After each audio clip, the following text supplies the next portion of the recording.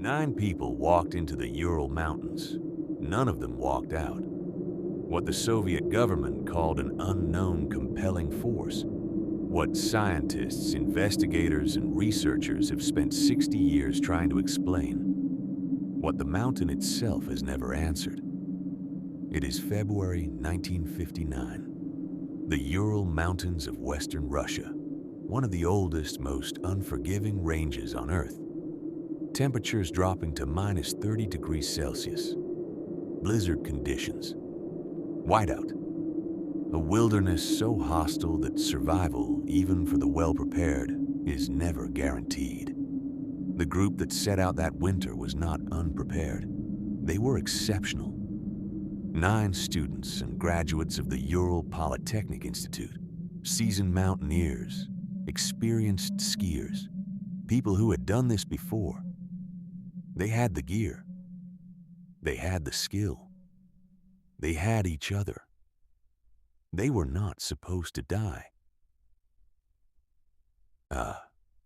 Before we can understand how they died, we must understand who they were. Igor Dyatlov was 23 years old, an engineering student and the group's undisputed leader. Calm, methodical, and trusted without question. He had designed a portable camp stove specifically for this expedition. His name would later be given to the pass, to the incident, and to the mystery itself. Zinaida Kolmogorova was 22, experienced, relentlessly energetic, and the emotional backbone of the group, the person who kept spirits high when the cold and the exhaustion pressed in. Rustem Slobodin was 23, a mechanical engineer and one of the physically strongest members with multiple demanding winter routes already behind him. Yuri Doroshenko and Yuri Krivonishenko were both 21, engineers in training, veterans of Ural expeditions, the 2 men most likely to be heard laughing around the fire at the end of a hard day on the trail. Nikolai Thibault Brignol was 23, a geology student responsible for the group's navigation records and route documentation. Lyudmila Dubinina was 20 years old, the youngest woman and one of the most determined hikers among them. She had been completing competitive mountain routes since her teenage years. Alexander Kolovatov was 24, a nuclear physics student who had once worked at a classified Soviet research facility. Quiet, analytical, always observing. And Alexander Zolotaryov was 37, the eldest by more than a decade, a decorated Second World War veteran and a certified hiking instructor who joined the group at the last minute. He carried a camera everywhere and photographed everything. A 10th member, Yuri Yudin, had started the journey with them but turned back early due to joint pain. He lived until 2013. For 54 years, he said he never stopped feeling guilty for surviving. He was the lucky one, though he never saw it that way. The route they had planned was classified as Category 3, the highest difficulty rating in the Soviet mountaineering system. Not a recreational trip. A serious, certified challenge requiring formal approval and documented experience. Their destination was the peak of Otorten, a mountain whose name, in the language of the indigenous Mansi people, translates simply as, "Don't go there." The group knew. They went anyway. They carried reinforced tents, layered wool and fur clothing, skis, ice axes, and 3 cameras. They kept a group diary.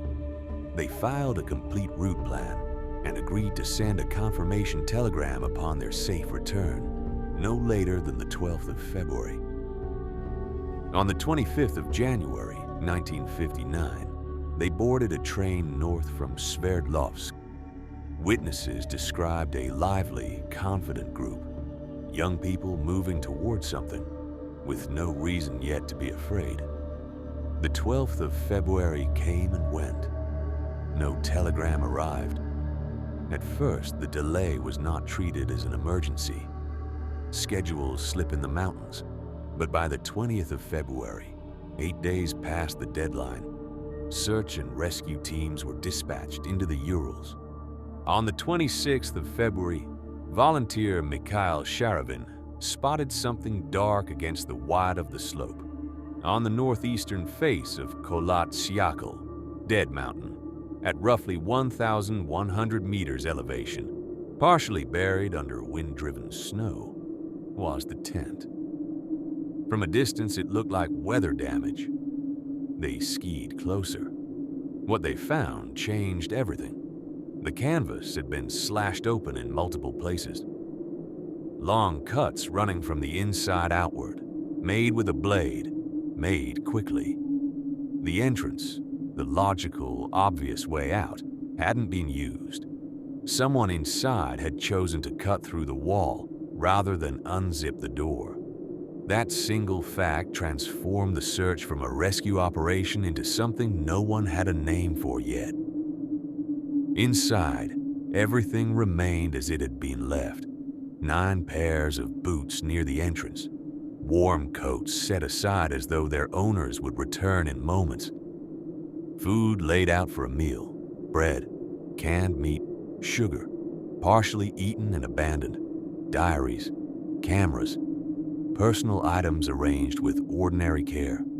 No blood, no signs of struggle, no indication of what had driven 9 experienced mountaineers in the dead of night, in minus 25-degree cold, to leave behind every piece of equipment that could have kept them alive. The footprints led downhill toward the tree line, 8 or 9 sets of tracks moving together, not scattered, not running, walking deliberately in the same direction, away from everything. 1 kilometer from the tent at the edge of the cedar forest, searchers found the first 2 bodies. Yuri Doroshenko and Yuri Krivonishenko lay beneath a large cedar tree, dressed only in underwear, barefoot. The lower branches of the cedar had been broken and stripped up to 5 meters above the ground. Someone had climbed urgently into the tree, possibly to look back up the slope. There was blood on the bark. A small fire nearby had burned itself out. Scraps of fabric cut from clothing were scattered around it. A last attempt at warmth. Both men had died of hypothermia. On the open slope between the cedar and the tent, 3 more bodies were found. Igor Dyatlov lay 300 meters from the tent, on his back, face turned uphill, 1 arm raised, frozen in the posture of a man still trying to crawl back to shelter. Zinaida Kolmogorova was found 630 meters from the tent, also facing uphill, also mid-crawl. Rustem Slobodin lay between them at 480 meters.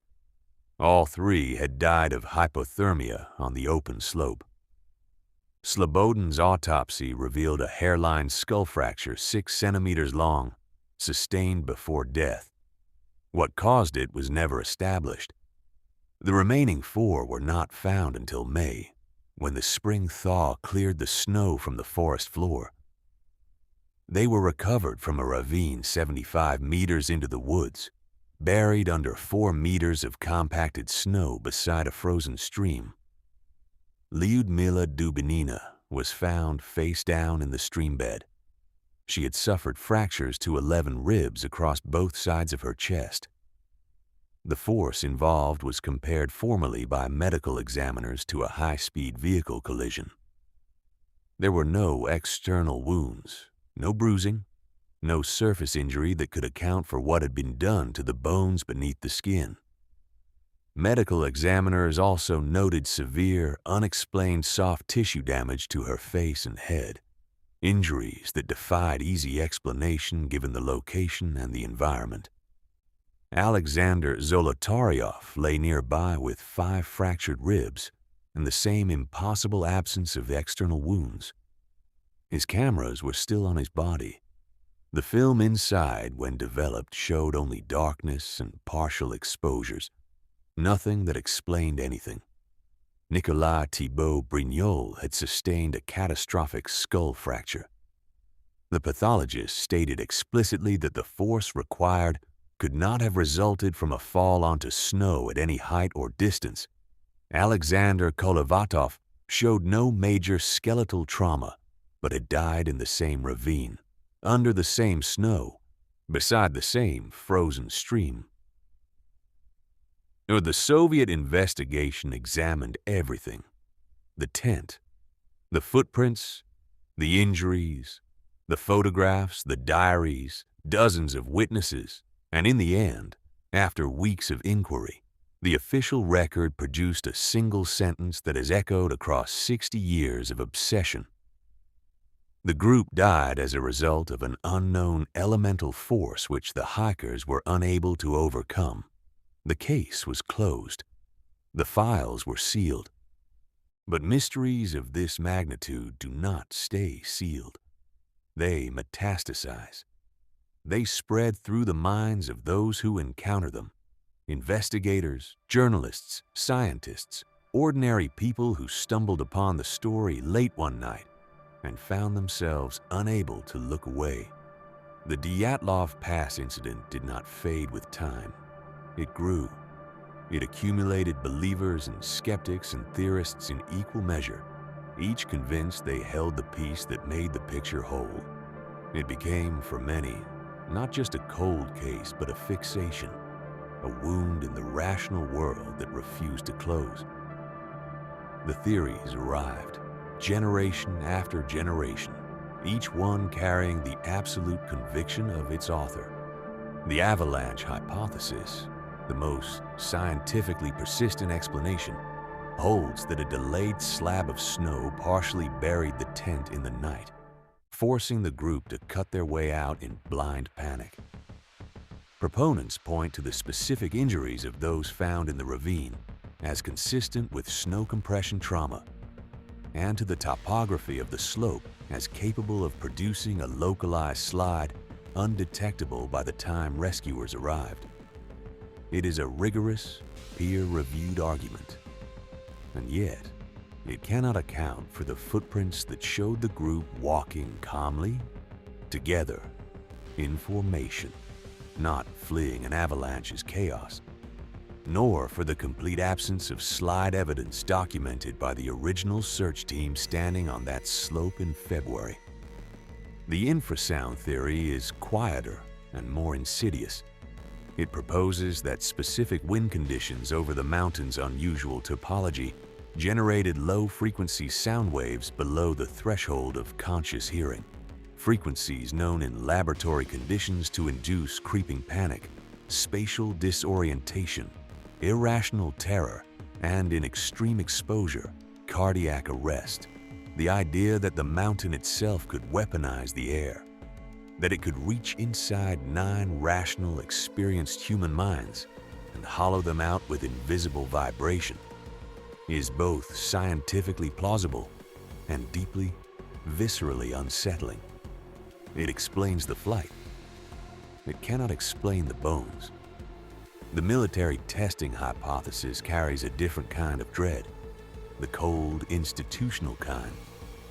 It points to the internal injuries without external wounds as consistent with the blast pressure effects of experimental parachute munitions tested in the region during that period. Weapons engineered to kill without marking their victims. Weapons that leave no trace on the skin while shattering everything beneath it. It is supported by multiple independent eyewitness reports of glowing spheres drifting over the northern Urals throughout February and March of 1959, logged by other hiking groups and local officials. Lights that the Soviet government never explained and never acknowledged. It is undermined by the total absence of any declassified document confirming a test gone wrong, though the absence of evidence from a state built on secrecy is not perhaps the same as evidence of absence. And then there are those who do not look for a rational framework at all, who point to the Mansi name for the mountain, Dead Mountain, don't go there, and suggest that some warnings exist for reasons older than science, who note that the indigenous people of the region had long avoided that particular slope, for reasons they did not specify and were not asked to provide. These voices are not taken seriously by the academic community. They have not gone away. What remains when every theory has been offered and found wanting is something that resists the language of investigation entirely. 9 people, capable, prepared, experienced, standing at the edge of something in the dark, something that made them reach for knives and cut through their own shelter, rather than take the 3 seconds required to unzip a door. Something that sent them walking, not running, walking, down a frozen slope without shoes, without coats, without the slightest apparent attempt to turn back and retrieve what they needed to survive. Something that made 2 of them climb a tree in minus 30 degrees and look back up toward whatever it was they had left behind. We look at the photographs they took, smiling faces around campfires, steam rising from mugs, the casual joy of people doing something they love in a place they have chosen freely. And the distance between those images and what followed feels less like a tragedy and more like a tear in the fabric of how things are supposed to work, as if the world, for one night on one slope in the Ural Mountains, stopped obeying its own rules. Perhaps that is why this case refuses to die. Not because the truth is necessarily supernatural, not because every theory is wrong, but because the gap between who these people were and what happened to them is so absolute, so resistant to every framework we reach for, that it forces us up against the oldest fear we carry, the fear that the world contains things we are not equipped to understand. That experience and preparation and competence and love of life are not always enough. That a mountain can simply keep 9 people and offer nothing in return. Igor Dyatlov, frozen mid-crawl, still reaching for the tent. Zinaida Kolmogarova on the slope beside him, still trying. 2 young men dead beneath a cedar tree with a fire gone cold between them. 4 people at the bottom of a ravine under 4 meters of snow, with broken bones the snow could not have broken. And Yuri Yudin, the one who came home, carrying the unbearable arithmetic of survival. 1 telegram that was never sent, 9 names on a memorial he visited every year until he no longer could. The pass still bears Igor Dyatlov's name. The mountain is still called Dead Mountain. The cedar tree still stands. And the question cut into the canvas of that tent on the night of the 1st of February, 1959. A question made not with words, but with a blade. In darkness, in terror. In the last seconds before 9 people stepped out into a cold that would not give them back. That question remains, after 65 years, completely and terribly open. Some doors, once cut, cannot be closed.